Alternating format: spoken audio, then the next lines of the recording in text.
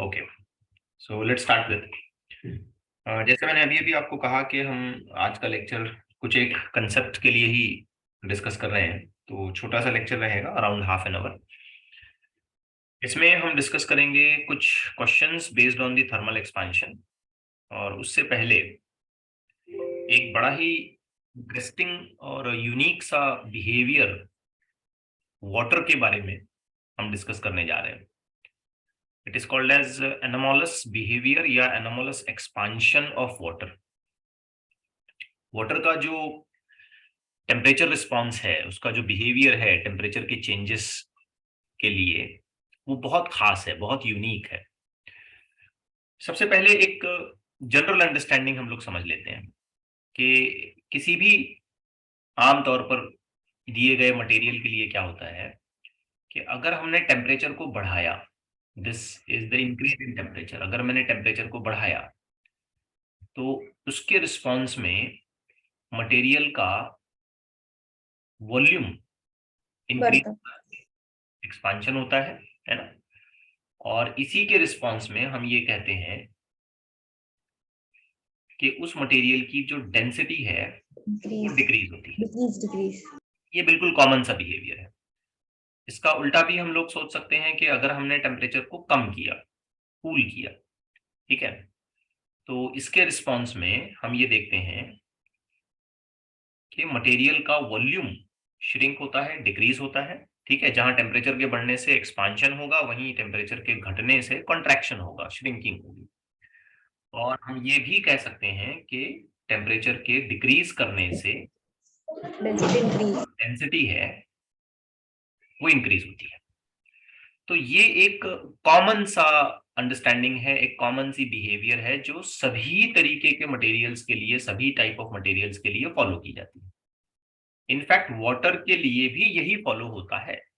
अगर केयरफुली देखा जाए तो वाटर के लिए भी यही फॉलो होता है। वाटर का भी टेम्परेचर अगर आप बढ़ाओगे तो उसमें भी एक्सपांशन होगा, यानी कि उसकी वॉल्यूम बढ़ेगी और उसकी डेंसिटी घटेगी। और सो एज वाटर का टेम्परेचर भी अगर आप घटाओगे तो इन जनरल हम ये कहते हैं कि उसकी वॉल्यूम भी घटती है और उसकी डेंसिटी जो है वो बढ़ जाती है। एक्सेप्ट दैट के वाटर के केस में for the temperature belonging to 0 degree Celsius to 4 degree Celsius, 0 से लेके कहां तक? 4 डिग्री सेल्सियस। बिल्कुल अजीब सा बिहेवियर होता है, बिल्कुल अपोजिट नेचर ऑफ बिहेवियर हम लोग ऑब्जर्व करते हैं। 0 से 4 इस टेम्परेचर रेंज में, सिर्फ इसी टेम्परेचर रेंज में, 0 से 4 अगर हमने टेम्परेचर को बढ़ाया, ध्यान से सुनना, 0 से 4 अगर हम टेम्परेचर को बढ़ाते हैं, इंक्रीज करते हैं, 0 से 4 कैसे बढ़ाओगे? 0 1 2 3 4 बढ़ रहा है ना टेम्परेचर। 0 से 4 अगर हम टेम्परेचर को बढ़ाते हैं तो हम ये देखते हैं कि ऐसे केस में वाटर का वॉल्यूम डिक्रीज होता है। ठीक है, और ऐसे कंडीशन में वाटर की डेंसिटी जो है वो इंक्रीज होती है। ये बिल्कुल अपोजिट बिहेवियर है to what we have observed in general materials, in other materials. बाकी के मटेरियल्स में टेम्परेचर बढ़ेगा तो वॉल्यूम बढ़ेगी, डेंसिटी डिक्रीज होगी, लेकिन वाटर के केस में खास इस रेंज ऑफ टेम्परेचर में अगर आपने टेम्परेचर को इंक्रीज किया, 0 से 4 टेम्परेचर अगर बढ़ाया आपने, तो वॉल्यूम का क्या होगा? डिक्रीज होगी। और डेंसिटी का क्या होगा? इंक्रीज होगी। सो एज इसका रिवर्स भी हम कह सकते हैं कि 0 से 4 के केस में अगर आपने टेम्परेचर घटाया, 0 से 4 कैसे घटेगा? 4 3 2 1 0, यहां तक, मतलब इसी रेंज की बात चल रही है, बाकी वैल्यूज की बात नहीं चल रही है, सिर्फ 0 से 4। तो हम ये देखते हैं ऐसा करने के प्रोसेस में वॉल्यूम जो है वो इंक्रीज हो जाती है, उल्टा बिहेवियर हमको दिखाई देता है, और डेंसिटी जो है वो डिक्रीज हो जाती है। बात समझ आई? ठीक है। अब जरा सोचिए, मेरे पास दो तरीके के वाटर्स हैं। एक वाटर एट 1 डिग्री सेल्सियस है और दूसरा वाटर एट 4 डिग्री सेल्सियस। अगर मैं इस वाटर एट 1 डिग्री सेल्सियस की डेंसिटी को ρ1 बोलूं और इसकी डेंसिटी को ρ2 बोलूं, तो किसकी डेंसिटी ज्यादा? ρ2। ρ2 डेंसिटी ज्यादा, बिल्कुल सही बोला तुमने। क्योंकि जैसे 0 से 4 टेम्परेचर बढ़ेगा वैसे वैसे डेंसिटी बढ़ रही है। तो 4 डिग्री ये 1 से ज्यादा है, तो इसका मतलब यहाँ डेंसिटी कैसी होनी चाहिए? ज्यादा होनी चाहिए। ज्यादा। तो कंपैरेटिवली अगर मैं देखूंगा तो ρ1 is suppose to be less as compare to ρ2। Okay, और अगर हम इसका एक ग्राफिकल रिप्रेजेंटेशन निकालें, बाकायदा इसका एक ग्राफिकल रिप्रेजेंटेशन निकालें, तो हम ये कुछ इस तरीके से प्लॉट कर सकते हैं कि वाटर की डेंसिटी जो मैक्सिमम हमको मिलेगी वो 4 डिग्री सेल्सियस पर मिलेगी, और 4 से 0 आते आते डेंसिटी क्या होगी इसकी? डिक्रीज। घटेगी। ठीक है, उसके बाद तो टेम्परेचर बढ़ेगा तो डेंसिटी घटने ही वाली है, बात की बात और है। लेकिन हम सिर्फ 0 से 4 का कंपैरिजन अगर करते हैं और इसका एक रिवर्स वॉल्यूम के साथ अगर हम कंपैरिजन करें, तो इसका ग्राफ कुछ ऐसा बनेगा। यहाँ करेक्शन एक्सपेक्टेड है। ये जो ग्राफ मैंने बनाया है ये खास किसके लिए है? वॉल्यूम के लिए है। तो मैं इसे यहाँ करेक्ट कर देता हूँ। यहाँ डेंसिटी नहीं आना चाहिए, यहाँ आना चाहिए वॉल्यूम। नोट्स में भी करेक्शन कर दो। ठीक है, तो वाटर की जो वॉल्यूम होगी वो कम से कम कहां पर होगी? 4 डिग्री सेल्सियस। अब इसका बिल्कुल लाइव और प्रैक्टिकल एग्जांपल मैं आपके सामने देता हूं। मान लो बेटा कि हमारे पास एक ग्लास है या कोई कंटेनर है, बीकर वगैरह ऐसा कुछ भी, ठीक है, जार, कुछ भी ऐसा। अब इसके अंदर ना मैंने वाटर फिल किया, तो ये वाटर मैंने फिल कर दिया, सर्टेन लेवल पर मैंने वाटर को फिल किया। और इमेजिन करते हैं कि वाटर का जो टेम्परेचर है वो 4 या 3 या 2 डिग्री सेल्सियस ऐसा कुछ है। लेट्स से कि वाटर का टेम्परेचर मैं क्लेम कर लेता हूं 4 डिग्री सेल्सियस। अब सोचो कि अगर मेरे पास कुछ आइस के क्यूब्स हैं, ठीक है, ये मेरे पास कुछ आइस के क्यूब्स हैं। अब इन आइस के क्यूब्स को जो है मैं क्या करने वाला हूं, इस कंटेनर के अंदर डालने वाला हूं। I want to just put these ice cubes within the container. क्या होगा बताओ? क्या ये आइस पानी में डूब जाएगा? यस। नहीं सर। तुम्हारे घर में ऐसा होता है कि तुम्हारे पास ग्लास है, उसमें तुमने बर्फ डाला तो बर्फ डूब गया? ऊपर ही देते। ये तो कॉमन ऑब्जर्वेशन वाली बात है। यस। ऊपर ही देते सर। क्या ये बर्फ सिंक करेगा? ये आइस सिंक करेगा? क्या फ्लोट करेगा? फ्लोट करेगा। करता। फ्लोट करेगा, तैरेगा। अरे कॉमन ऑब्जर्वेशन है भाई। शुगर केन का जूस पीने जाओ, गन्ने का जूस पीने जाओ, देखो बर्फ ऊपर तैरता हुआ मिलता है। कोई शरबत वरबत ले लो, लस्सी वस्सी ले लो, कुछ ले लो, ठीक है, फ्रूट जूस वगैरह ले लो, उसके ऊपर अगर आइस डाल के दे दिया उसने तो देखो बर्फ तैरता हुआ नजर आता है। क्यों भाई? सॉलिड होने के बावजूद भी वो तैर रहा है। सॉलिड तो डूबना चाहिए। तो कोई चीज अगर फ्लोट कर रही होती है तो उसका सीधा आंसर ये निकलता है कि उसकी डेंसिटी कम है। उसकी डेंसिटी कम है। Yes sir. Yes sir. बर्फ बर्फ कितने टेम्परेचर पर बनती है भाई? कुछ नहीं। 0 डिग्री सेल्सियस।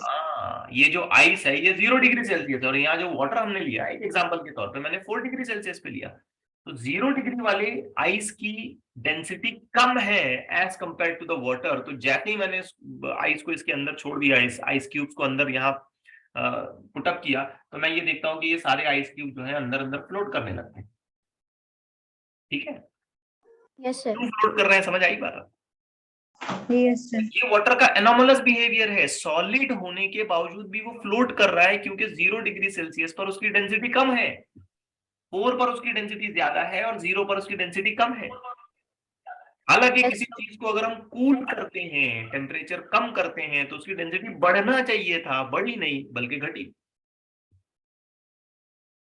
अब एक और इंटरेस्टिंग बात आपके सामने रखता हूं। मान लेते हैं कि ये किसी लेक या किसी पॉन्ड का वाटर लेवल है, किसी लेक का वाटर लेवल है ये। अब सर्दियों का मौसम आ गया, एकदम कूल ब्रीज चल रही है, ठंडी ठंडी हवा चल रही है, तो बर्फ जमता है पूरा, है ना? तो ये बर्फ का जमना कहां से शुरू होता है? ऊपर से क्या नीचे से? ऊपर से। ऊपर से। क्यों बेटा? ऊपर हवाएं चल रही हैं, यहाँ ऊपर ये कूल ब्रीज यहाँ चल रही है, ठंडी हवा चल रही है, और temperature which is less than 0 degree Celsius.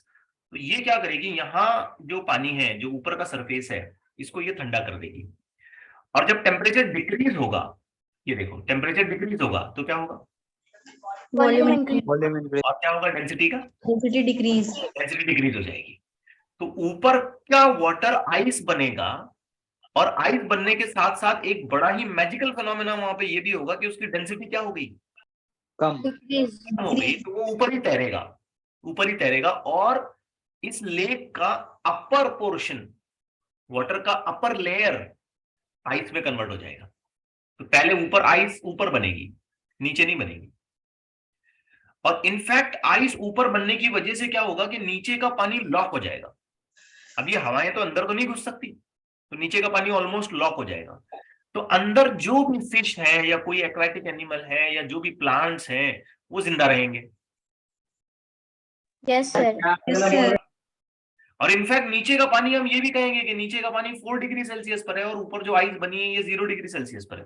क्योंकि 4 डिग्री सेल्सियस पर डेंसिटी ज्यादा है, वो पानी डूब गया, नीचे ही रहा, और आइस ऊपर फ्लोट करता रहा, और फ्लोट करने के साथ साथ उसने ऊपर के सरफेस को लॉक कर दिया।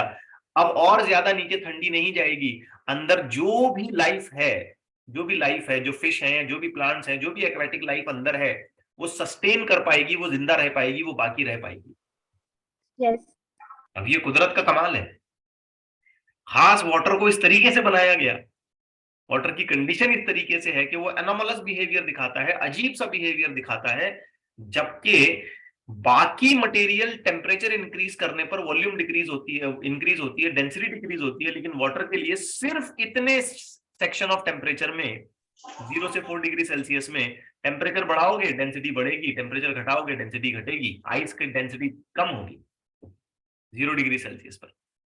सोचो अगर यही लेक नीचे से बर्फ बनना शुरू होती तो एक्वाटिक प्लांट्स नहीं सर्वाइवल पॉसिबल नहीं था, जो भी अंदर लाइफ थी वो सर्वाइव नहीं हो पाती। Yes sir.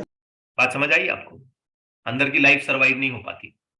आप इसका एक छोटा सा एक्सपेरिमेंट भी कर सकते हो, फ्रिज में ग्लास या किसी आइस ट्रे, आइस का जो ट्रे होता है जिसमें आइस बनाते हैं, उसमें पानी डाल के रखो, और क्या करो, जल्दी बाहर निकाल लो, 15 मिनट बाहर निकालो उसको।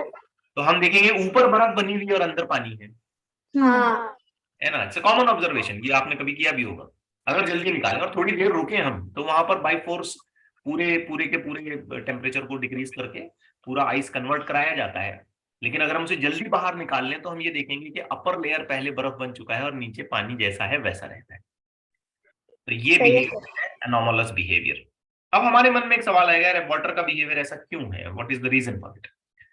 इसका रीजन ये है कि वाटर के जो मॉलिक्यूल्स हैं वो अलग अलग टाइप के हैं। वाटर के अंदर जो H2O मॉलिक्यूल होता है उनके अलग अलग टाइप्स हैं। ये मैंने कुछ यहाँ एग्जांपल रख दिए, कुछ ऐसे टाइप हैं उनके, plain H2O, then couple of it, then triplet of it and so on. इनकी एक अपनी केमिस्ट्री या एक बाइंडिंग अपनी इनकी कुछ इस तरीके से एडजस्ट हो जाती है कि 0 to 4 डिग्री सेल्सियस में टेम्परेचर डिक्रीज करते हो तो डेंसिटी भी डिक्रीज हो जाती है, उल्टा होता है। हालांकि टेम्परेचर डिक्रीज करने पर डेंसिटी बढ़ना चाहिए था, ओके। और टेम्परेचर इंक्रीज करते हो तो डेंसिटी भी इंक्रीज होने लगती है, only to a temperature range of 0 to 4 degree Celsius, okay. And here we are not interested to go into the details of the chemistry and the molecular theory of it, exactly ये कैसे होता है। We just have to know the fact, water के साथ ऐसा होता है कि 0 to 4 डिग्री सेल्सियस में ये बिल्कुल अपोजिट बिहेवियर दिखाता है। टेम्परेचर बढ़ाओगे तो इसकी डेंसिटी बढ़ती है, और 4 डिग्री सेल्सियस पर जाने पर मैक्सिमम डेंसिटी हमको मिलती है। टेम्परेचर घटाओगे तो इसकी डेंसिटी घटती है इनफैक्ट, और 0 डिग्री सेल्सियस पर कंपैरेटिवली कम डेंसिटी हमें मिलती है। तो आइस की डेंसिटी कम होती है, इसलिए आइस हमेशा सरफेस पर फ्लोट करता हुआ हमें मिलता है। Are things clear? Yes sir. So ये एक छोटा सा थ्योरेटिकल आर्टिकल आपको लेना था। अब कुछ एक न्यूमेरिकल्स हम करेंगे। न्यूमेरिकल्स एट रैंडम है ये, मैं इलस्ट्रेशन से तो कंटिन्यू कर रहा हूँ पेज नंबर 20 के, बट जरूरी नहीं है कि क्वेश्चन सिर्फ एनोमलस बिहेवियर पर आए। थर्मल एक्सपेंशंस में जो कुछ रैंडम न्यूमेरिकल इधर उधर हमारे बाकी बचे थे हम उन्हें पूरा कर लेते हैं, okay. Let's start with this. जहां जरूरी है मैं वहां पूरा कैलकुलेशन करूंगा, अदरवाइज आपको कुछ चीजें बता करके मैं आगे बढ़ूंगा। एक ग्लास का फ्लास्क है जिसका वॉल्यूम जो है वो 1 लीटर का है, 0 डिग्री सेल्सियस, पूरा भरा, level full of mercury, at this temperature, the flask and the mercury now heated at 100 degree Celsius, how much mercury will spill out? तो कितना मर्क्यूरी जो है वो बाहर गिरेगा, तो कितना मर्क्यूरी बाहर गिरेगा ये निकालने के लिए हमें बस चेंज ऑफ वॉल्यूम निकालना होगा। तो इनिशियल वॉल्यूम, फर्दर हमें लिखना होगा gamma for mercury minus gamma for glass into change of temperature. Correct किया मैंने? Yes sir. Yes sir. तो इनिशियल वॉल्यूम जो थी वो हमारी 1 लीटर की थी, so it's 1। Gamma for mercury कितना हुआ? how much mercury will spill out? Coefficient of volume expansion of mercury is this much, that is 1.82 into 10 to the power minus 4 minus gamma for glass। लेकिन यहाँ linear expansion दिया है, मतलब ये हमको gamma नहीं दिया, क्या दिया ये? अल्फा। टेम्परेचर अल्फा दिया है, अल्फा अल्फा दिया हुआ है। हाँ, तो इसको 3 से मल्टीप्लाई करोगे, 3 into 0.1 into 10 to the power minus 4, तो वो गैमा हो जाएगा। और टेम्परेचर का चेंज 100, करेक्ट है? यस। इसको मैंने 3 से क्यों मल्टीप्लाई किया, समझ में आया? Yes sir. सो ये कुछ ऐसे नजर आएगा, 1.82 minus 0.3 10 to the power minus 4 मैंने कॉमन ले लिया, इंटू ये हो गया 100। So just tell me delta V कितना आ रहा है fast?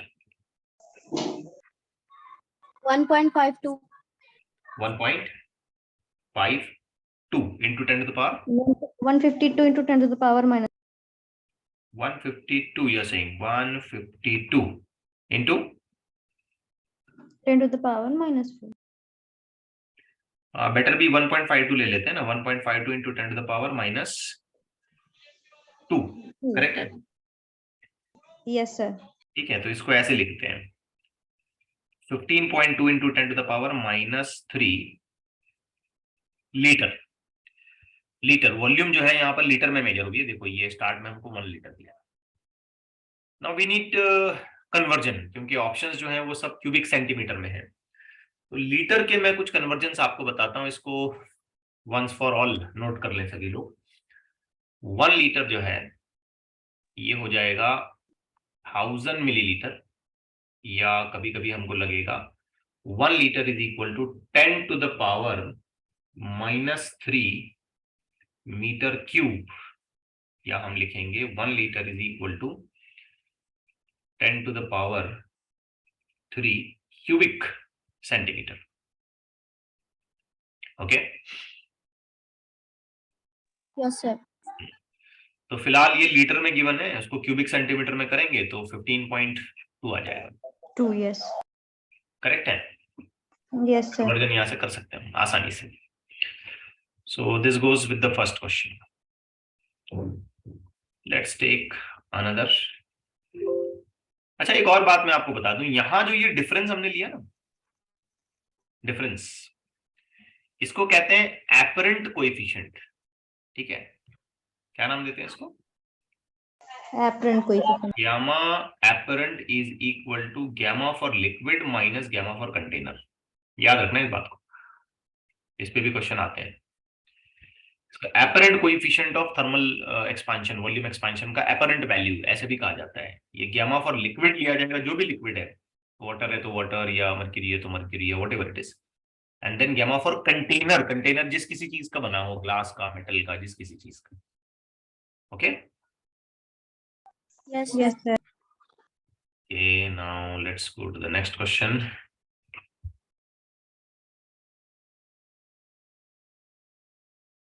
Liquid is filled in the flask up to a certain point. When the flask is heated, the level of liquid, तो level of liquid क्या होगा?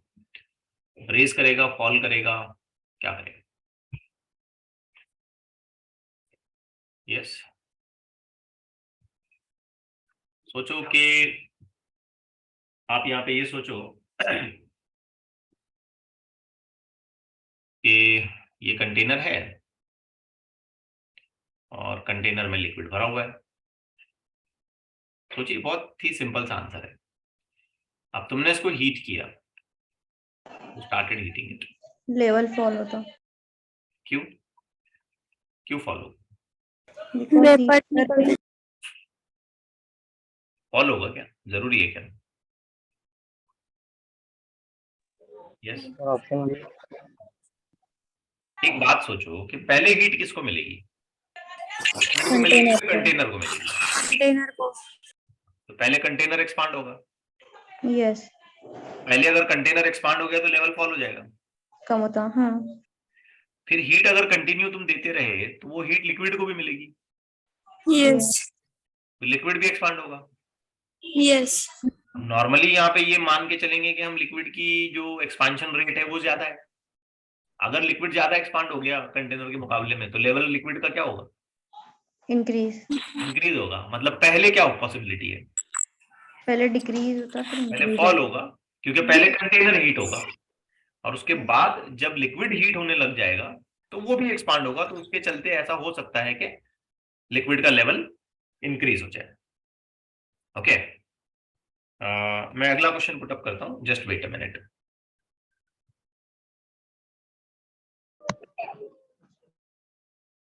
Okay, let's continue to the next question. अब इसे देखिए, the absolute coefficient of expansion of the liquid is 7 times that of the volume coefficient expansion of the vessel. vessel मतलब container, ठीक है। मतलब अगर मैं लिक्विड का कोएफिशिएंट ऑफ एक्सपांशन देखूं तो वो 7 टाइम्स कंटेनर का है। Clear? Yes sir. Yes sir. अब हमसे ये पूछा है कि ratio of absolute and apparent expansion of the liquid is, ठीक है। तो एपरेंट एक्सपांशन के बारे में मैंने अभी अभी आपको बताया कि एपरेंट एक्सपांशन जो होता है वो होता है गैमा फॉर मर्क्यूरी माइनस बराबर, मर्क्यूरी नहीं, gamma for liquid minus gamma for container. Mercury तो वो एग्जांपल था उस पर्टिकुलर सिचुएशन में, हमेशा मर्क्यूरी थोड़ी रहेगा। जो भी लिक्विड मैं यूज कर रहा हूं और जो भी मैं कंटेनर यूज कर रहा हूं, अब लिक्विड के लिए तो ये वाली वैल्यू आ गई, तो गैमा फॉर एपरेंट वैल्यू अगर मैं डिफाइन करता हूं तो ये हो गई 7 times of gamma container minus gamma container. तो हमें पता चल रहा है कि gamma apparent is equal to 6 times of gamma container. अब हमें इन दोनों चीजों का रेशियो लेना है, ठीक है, the ratio of absolute and apparent. तो एब्सोल्यूट है गैमा एल, एपरेंट ये एपरेंट।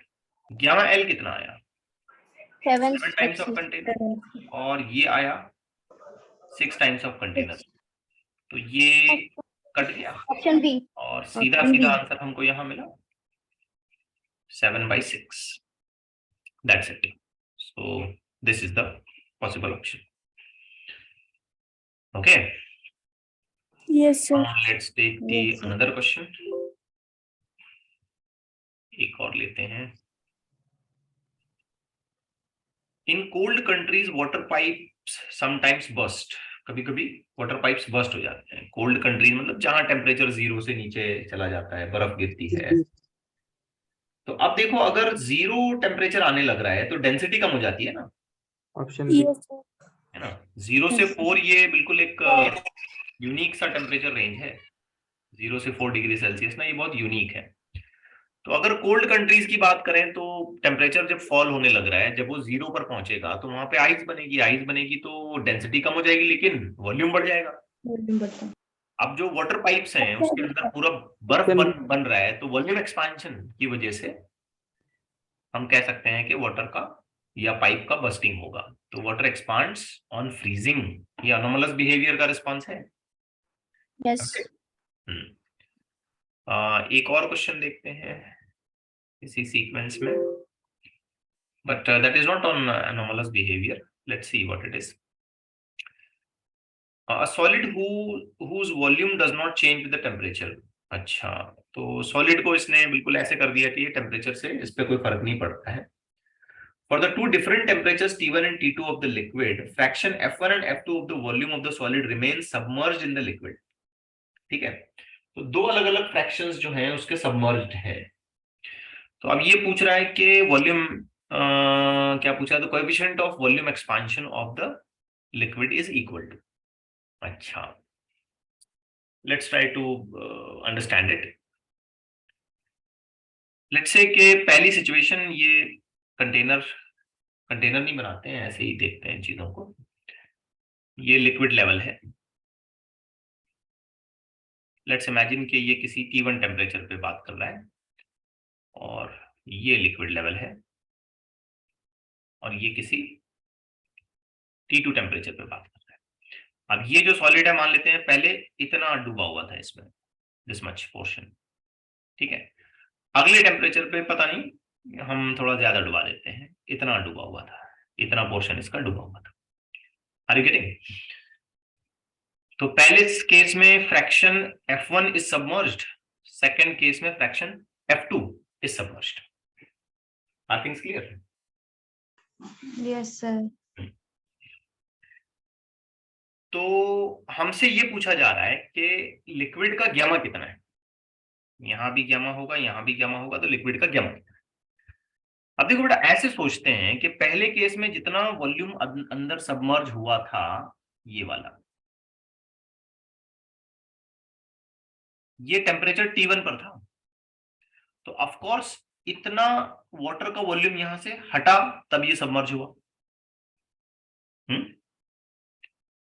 सही है। Yes, sir. और दूसरे केस में थोड़ा सा ज्यादा वॉल्यूम हटा होगा, मे बी एक्सपांशन के चलते, तुम ऐसे कंसिडर करो, या थोड़ा कम वॉल्यूम सबमर्ज हुआ होगा, व्हाटएवर इट इज, एक्सपांशन के चलते। तो यहां से जितना वॉल्यूम वाटर का हटा उतना ही ये सबमर्ज हुआ होगा, क्योंकि टेम्परेचर का असर इस सॉलिड पे तो नहीं पड़ रहा है, ठीक है। तो असलियत में ये दो अलग अलग वॉल्यूम्स हैं, ओके, ये दो अलग अलग वॉल्यूम्स हैं। तो वॉल्यूम एक्सपांशन का फॉर्मूला अगर मैं लगाता हूं तो मैं ऐसे लिख सकता हूं, F1 is equal to original volume 1 plus gamma into temperature T1। Second case में ओरिजिनल वॉल्यूम जो भी रही होगी 1 plus gamma into temperature T2। जो फ्रैक्शन अंदर गया असलियत में वो भी तो एक वॉल्यूम ही होगा, समझ रहे हो? Yes, sir. तो इनका क्या करो, आप रेशियो ले लो, जस्ट डिवाइड देम। तो अगर मैंने इनको डिवाइड कर दिया, so this will become F1 by F2 is equal to V0 तो कट जाएगा, 1 plus gamma T1 and then 1 plus gamma T2. We just have to solve it and get the correct option done. अब इसमें cross multiply करते हैं, सो this will become F1 plus gamma T2 F1 is equal to F2 plus gamma T1 F2. Correct है? Yes. Let's make F1 minus F2 is equal to, take this on the other side. So gamma को हमने common ले लिया, T2 F1 minus T1 F2, and you are done with the problem. Gamma is equal to F1 minus F2 divided by F1 T2 minus F2 T1, right? Yes, sir. कौन सा option ले रहे हैं यहाँ? दिख रहा है। Option A, F1 minus F2 F1 F2 T1। Sir इधर हाँ। गलत बात है। कहाँ मैंने कुछ गलती की? F1 T1 minus F2, T2 हाँ, ये वाला फैक्टर मैं इधर लेता हूँ, तो T1, हाँ यहाँ मुझे गलती, मेरी मिस्टेक हुई, करेक्ट है। सो ये करेक्ट करके अगर मैं दोबारा लिखूं, पूरा ही चेंज कर देता हूँ, ऑप्शन ए मैच कर रहा है सही, तो ये आ Yes, sir. जाएगा T1 F2 minus T2 F1, correct है? Yes, sir. So now if I just rewrite it as per corrected option, so this will become F2 T1 minus F1 T2, so this will match with option A. अब इसमें एक समझने की बात है, ठीक है, इसकी थियोरी पर मैंने ज्यादा डिस्कशन तो नहीं किया इसमें, लेकिन एक समझने की बात इसमें क्या है, इस सॉलिड के ऊपर टेम्परेचर का कोई फर्क नहीं पड़ रहा है, तो जितना हिस्सा अंदर डूबा है ना, सबमर्ज है, वो एक वॉल्यूम है, उसी को तुम एज ए एक्सपांशन के रेफरेंस में लो, क्योंकि टेम्परेचर चेंज से वाटर का लेवल जो है यहाँ पे चेंज होगा, जो भी लिक्विड है यहाँ पे उसका लेवल चेंज होगा, उसका लेवल चेंज हो गया एक्सपांशन की वजह से, तो अंदर का सबमर्ज्ड वैल्यू भी चेंज हो जाएगा, करेक्ट है? Yes, sir. Okay, let's take another question. एक सिंपल सा क्वेश्चन रखता हूं, ज्यादा कुछ कुछ नहीं, सीधे सीधे कैलकुलेशन वाला, बिल्कुल सीधा सीधा। 2 मेटल के स्ट्रिप्स हैं और इनसे हमने एक थर्मोस्टैट बनाना है। थर्मोस्टैट का मतलब टेम्परेचर के रिस्पॉन्स से कुछ स्विच वगैरह ऐसी कंडीशन हमें डेवलप करनी है। तो वो दोनों मटेरियल बाईमेटालिक स्ट्रिप है ना, बाईमेटालिक स्ट्रिप का केस याद है आपको? Yes, sir. हाँ, तो हमें उसे किस चीज में डिफर करना पड़ेगा? बाईमेटालिक स्ट्रिप में क्या अलग अलग रखें तो थर्मोस्टैट बनाया जा सकता है? Linear expansion.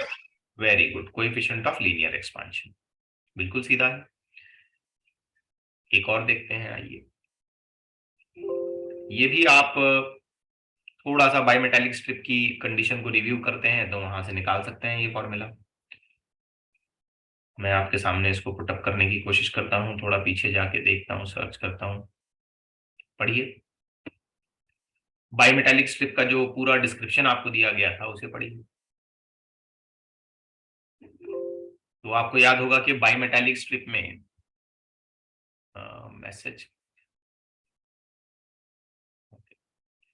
आपको याद होगा कि बाईमेटालिक स्ट्रिप में हम लोग 2 अलग अलग मेटल की स्ट्रिप्स को यूज करते हैं, कुछ ऐसे। Yes. हम मान लेते हैं कि ये अल्फा 1 है और ये अल्फा 2 है, और अगर मैंने क्लेम ये किया कि alpha 1 is greater than alpha 2, तो ये स्ट्रिप ऐसे मुड़ जाएगी। Yes, sir. करेक्ट है ना?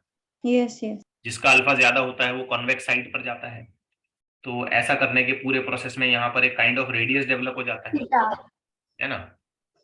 तो वो रेडियस कुछ ऐसे आता है। Yes, sir. हमसे यहाँ ये पूछा जा रहा है कि ये रेडियस किस चीज को प्रोपोर्शनल है, कैसे प्रोपोर्शनल है? तो ये फॉर्मूला रहा। आप ऑप्शंस देखिए, क्या लगेगा option? Inversely proportional to alpha minus alpha B minus alpha C, B और सी 2 और 1, it's just kind of prefixes given. Basically radius is inversely proportional to the difference of linear expansions. Correct? Coefficient of linear expansions. Yes, sir. Yes sir. अब इसको मैं already पिछले lecture में discuss कर चुका हूं कि ये कैसे बनता है, इसका फॉर्मूला कैसे आता है। फिलहाल कोई खासी जरूरत नहीं है। आइए एक और क्वेश्चन देखते हैं। आई होप ये आप अपने लेवल पर मैनेज कर सकते हो, फिर भी पढ़ लेते हैं। देखिए, एक आयरन का टायर है which is to be fitted, B भी आ सकता ना, B B B B B B भी आ सकता, बोल रहे हैं B inversely proportional to delta T. हाँ, ये भी आ सकता है देखा जाए तो। Oh, yes, sir. टेम्परेचर के चेंज पर भी इनवर्सली प्रोपोर्शनल है। Very good. Okay, in this an iron tire is to be fitted onto an wooden wheel 1 meter in diameter. The diameter of the tire is 6 mm smaller than the wheel. Basically एक wooden wheel है अपने पास, ये ऐसा wooden wheel है, like this, just imagine करते हैं ऐसे। और इस वुडन व्हील के ऊपर हमें क्या करना है, एक आयरन का पूरा टायर इस पे ले जाकर फिट करना है। लेकिन वुडन व्हील का जो डायमीटर है वो कितना है, 1 मीटर, और आयरन टायर का जो डायमीटर है वो 6 mm शॉर्ट है, 6 mm शॉर्ट, 6 mm कम। ठीक है, तो मैं इसको हीट करके इसके ऊपर फिक्स करना चाहता हूं, तो मुझे इसके डायमीटर में कितनी चेंज करानी पड़ेगी? सोचिए, हीट करके कितना इंक्रीज कराना है मुझे? जितना कम है उतना ही तो इंक्रीज कराना है। Yes, sir. नहीं समझे? समझे सर। पक्का? तो चेंज इन द डायमीटर कितना एक्सपेक्टेड है? 6 मिलीमीटर। ओके, तो फिर हमसे ये पूछा जा रहा है कि तुम टेम्परेचर कितना इसमें इंक्रीज कराओगे। तो बड़ा सिंपल सा तरीका है, change in diameter is equal to original diameter alpha change of temperature, that's it. अब इसका ओरिजिनल डायमीटर निकालो, 6 mm। तो सोच के देखो, 1 मीटर का मतलब हो गया 1000 मिलीमीटर। 6 mm कम करो, 6 mm कम करो तो कितना हो जाएगा, 994 मिलीमीटर। तो ओरिजिनल डायमीटर कितना लेना पड़ेगा? Yes, 6 original 994 alpha 3.6 into 10 to the power -5 into change of temperature। आया समझ में? Yes, sir. इसको लीनियर लेवल पे माइक ऑफ रखो। इसको लीनियर लेवल पे ही लेंगे ना हम लोग, यस सर। है ना? ओके, अब चेंज ऑफ टेम्परेचर निकालते हैं। Change of temperature is equal to 6 divided by 994 into 3.6 into 10 to the power -5। तो change of temperature is equal to 6 into 10 to the power 5 divided by 994 into 3.6। चलिए divide करिए, बताइए क्या answer आता है, करिए जल्दी से।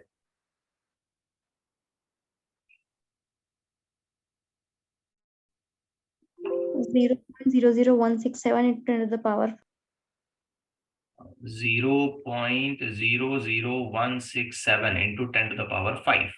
तो ये 1 2 3 4 5 यानी कि simply 167 degree Celsius. yes this is the answer. Okay, so it's an simple case, simple condition in which linear expansion dimension linear expansion के बेसिस पे इसको सॉल्व करना है। तो हमें यहाँ थोड़ा सा कंफ्यूजन ऐसे होता है, हम ऐसे सोचते हैं यार व्हील है तो हम उसको कैसे ट्रीट करें, एरिया के ऊपर ट्रीट करें या कैसे उसको ट्रीट करें। तो सिंपली ऐसे देखो ना, अब रेडियस या डायमीटर में कितना चेंज हो रहा है। Okay, getting my point? Yes sir. sir एक और देखते हैं। The coefficient of apparent expansion of a liquid in a copper vessel is C। ठीक है, ये थोड़ा अच्छा सवाल लग रहा है। लिक्विड कॉपर में तो एपरेंट सी है। एक बेसिक बात याद रखो, एपरेंट मतलब क्या होता है, लिक्विड माइनस container ठीक है, तो लिक्विड L कॉपर C, तो उसका एपरेंट वैल्यू C है, मतलब मुझे लिखना चाहिए C is equal to gamma L minus gamma CU। CU copper का है ना, इसलिए CU कर रहा हूं। yes sir in a silver vessel it is S। तो S कैसे लिखूंगा मैं? gamma s सिल्वर वेसल के लिए सिंबल S इस्तेमाल कर लेता हूं, चलेगा? yes sir ठीक है, और कॉपर वेसल के लिए सिंबल C इस्तेमाल कर लेता हूं। Okay done. अब Yes, sir. इस इक्वेशन के हिसाब से सोचो तो गैमा फॉर लिक्विड क्या होगा? c divided by gamma for C c plus divided by क्यों बेटा? हाँ plus plus गैमा C। इस इक्वेशन के हिसाब से सोचो तो गैमा फॉर लिक्विड क्या होगा? S plus gamma S. S plus gamma S। अब यहाँ भी गैमा L तो इक्वल हो गए। इसका Yes. सीधा मतलब C plus gamma C is equal to s plus gamma s S plus gamma S। ठीक है, अब इसने पूछा क्या है, what is the coefficient of linear expansion of the silver. तो बेसिकली गैमा S क्या होगा, C plus gamma C minus S, correct है? yes आप सोचो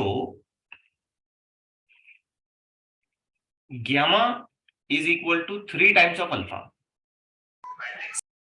ऐसा नो? yes sir यस ये सर। जो गैमा S है इसका मतलब यही हुआ ना, 3 times of alpha S। Yes. C plus gamma C plus this is gamma C minus S, therefore alpha S is equal to C plus gamma C minus S divided by 3। divided by 3 option C. Yes, option C yes we may go by option C। तो छोटा मोटा rearrangement था, बाकी और कुछ नहीं। चलिए एक और क्वेश्चन देते हैं, probably I'll give this question as a homework to you। A glass vessel of volume 100 centimeter cube is filled with mercury, okay, and heated from 25 to 75 degree Celsius। तो कितना वॉल्यूम ओवरफ्लो करेगा? तो 25 से 75 की जब हम बात करते हैं तो चेंज ऑफ टेम्परेचर कितना हुआ? 50 degree celsius 50 degree celsius. Volume overflow is equal to original volume gamma mercury glass change of temperature। Original volume 100, mercury 1.8 into 10 to the power -4, glass 1.8 into 10 to the power -6, change of temperature 50। कर लोगे ये? Yes, sir. यहाँ ध्यान देना, यहाँ -4 है या -6 है, गड़बड़ मत करना, ठीक है?